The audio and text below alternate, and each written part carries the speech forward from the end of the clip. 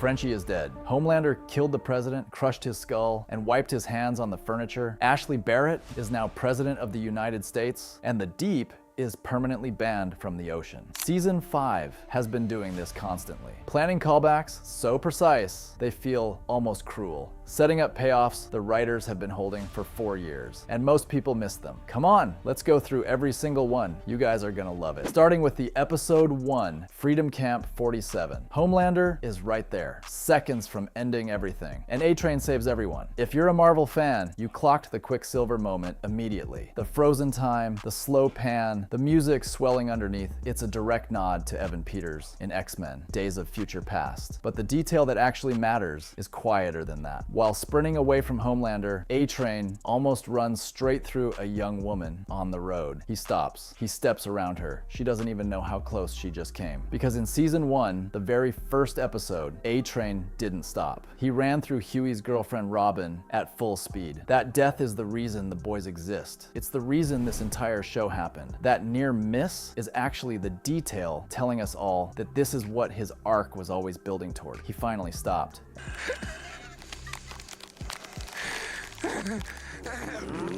And then they gave him the best exit they possibly could. He didn't die begging, didn't die afraid. He stood in front of the most powerful man on earth, laughed at him, got actual tears out of him, and then his neck snapped. That's a better death than most characters get on this show. Justice for A-Train, finally. But A-Train wasn't the only thing the show was quietly setting up in those first 2 episodes. Because while everyone was focused on the Freedom Camp, there was something growing out of the back of Ashley's head that most people completely misread. This one is good. When fans first saw that Ashley had a second face growing out of the back of her head, half the internet decided it was a hair-based power, something to do with her constantly changing hairstyles across the seasons. Nope, the show shot that theory down in the same episode it was born. Right when Ashley confronts Sage, there's a Medusa statue visible in the background. Medusa, who famously had snakes for hair. The writers saw that theory online and placed that statue in frame on purpose. What Bashley actually is Quirrell and Voldemort, a parasitic presence living on the back of someone's skull, operating through them whether they want it to or not. And the real detail is how the show used that power. Bashley can read minds, and Ashley used that on President Calhoun. She let Homelander know exactly what Calhoun was really thinking about him. And within seconds, Homelander crushed his skull, making Ashley Barrett the President of the United States. You can see this payoff being set up seasons ago. Ashley had literally registered president-related domain names back then. The show treated it as a joke. It paid off with a body count. The scary part isn't what she did. It's that she doesn't look conflicted about it anymore. Now everything we've covered so far, A-Train, Ashley, the new power plays, all of it is happening while Homelander is trying to make 30 random Americans believe he's God. And that focus group went worse than you think. I'm doing a $100 Amazon gift card giveaway to celebrate when this channel reaches 1,000 subscribers. No action is required to enter. I'll randomly pick a winner once we hit the milestone. If you want to follow the journey or see the winner announcement, feel free to subscribe. David Diggs. Hamilton. Come on! Casting David Diggs as Oh Father, an evangelical soup whose voice carries divine authority, and then giving him a full-scale musical number is just clever. He played Alexander Hamilton on Broadway. The writers built this scene around that fact. You can feel it in every frame. His sermon calls Jesus a quitter, says turning the other cheek is bad PR, that healing lepers won't fix the border, firecrackers dead. But her ideology survived and got a choir. Meanwhile, Homelander is in the Oval Office going full Emperor Palpatine. He literally orders them to abolish Congress. The show even has someone call it out, and Star Wars exists inside this universe, so Homelander has probably seen it. Mind you, the nut milk ban isn't a throwaway joke either. Earlier in the season, Sage lays it out plainly. The map of active Starlighter sympathizers almost perfectly overlaps with the map of highest nut milk consumption in the country. The writers were setting that up all season for this moment. And yes, the focus group results came in.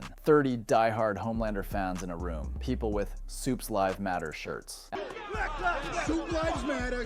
Soup lives matter. Soup lives matter. You fucking ingrates. After watching his best propaganda, the commercial where Jesus himself hands over the crown of thorns and says, "Humanity needs a real God," the psychics do a head count. 6 people out of 30 believed it. Homelander, the most powerful being alive, cannot convince his own fan base he's God. That number is the show telling you exactly where everything is going. His regime runs on fear, not faith. And the second people stop being being afraid, it falls apart. Which brings us to the one piece of lore this season that almost nobody clocked because it was hidden inside what looked like setup material for a prequel show. Episode 3 drops a piece of lore most people filed away as Vought Rising setup. And yeah, it is set up for the prequel. We all know. They're hyping it up and gave more screen time to Soldier Boy. But the actual information inside it changes how you understand the entire plan against Homelander. Fort Harmony, Frederick Vought's original facility, the place where V1 was first tested on human subjects. Soldier Boy and Stormfront were among the very first soups to receive V1 and survive it. That's why neither of them ages. Soups from that era are locked in permanently. But here's what the show reveals. Soldier Boy's nuclear blast ability, the one that burns Compound V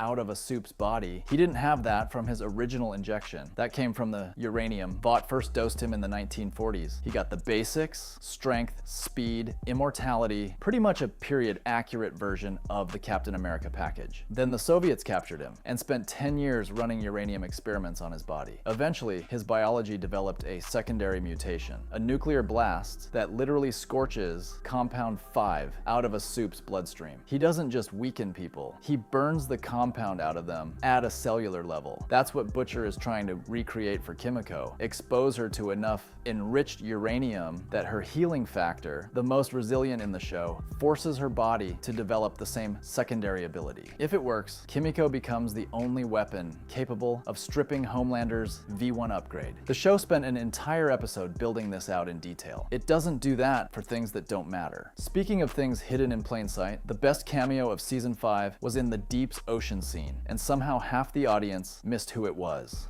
No. We know you were responsible for the pipeline genocide. Remember March 15th, motherfucker! The Deep walks to the water. A hammerhead shark surfaces, and it's voiced by Samuel L. Jackson. Completely out of nowhere. Oh, we all loved it. The shark explains that the Deep ruptured an oil pipeline, poisoned the ocean, and now every creature in the sea holds him responsible. He's been exiled. If he enters the water, they'll attack him. The one thing that made the Deep matter, his bond with sea life, is permanently gone. Now notice where his arc is going. A man is drowning near the docks. The Deep is right there. He could save him in seconds. He doesn't move because he's terrified of what's waiting in that water. Someone films it. There's a version of this character who could have had a real redemption arc. Instead, he spent 5 seasons being a coward for Homelander, got fired from the 7 anyway, and let an innocent man drown to protect himself. Either way, that's probably his last meaningful scene before the finale, and it was exactly who he's always been. While the Deep was losing his ocean back at the boys' base, the show was setting up the death that no one saw coming, and hiding the clue inside a detail from season 1 that's been sitting there for 5 years. Many of you missed another detail. The zinc. Homelander cannot see through zinc. That's why Frenchie hid Kimiko and Sage inside a zinc-lined ventilation duct, because Homelander's laser vision is completely useless against it. And that specific vulnerability goes all the way back to season 1, when the boys trapped Translucent inside a zinc-coated box. The show hadn't used it properly in years. Episode 7 brings it back and builds an entire sacrifice around it. Frenchie draws Homelander away from the vent with one tap, gets him into the radiation room, opens the uranium. It slows Homelander barely, but it's enough. Kimiko is safe. I bet you never danced a day in your life. Homelander has immortality, invincibility, and zero understanding of what to do with either. He's never actually lived, and the dying Frenchman just said so to his face. Those final words Frenchie says to Kimiko, they're lifted almost exactly from the boys' comic. In the source material, Frenchie delivers something nearly identical, except in the comics, he's saying it to his daughter, not his lover. The show moved that farewell from a father to a child and placed it inside a love story instead.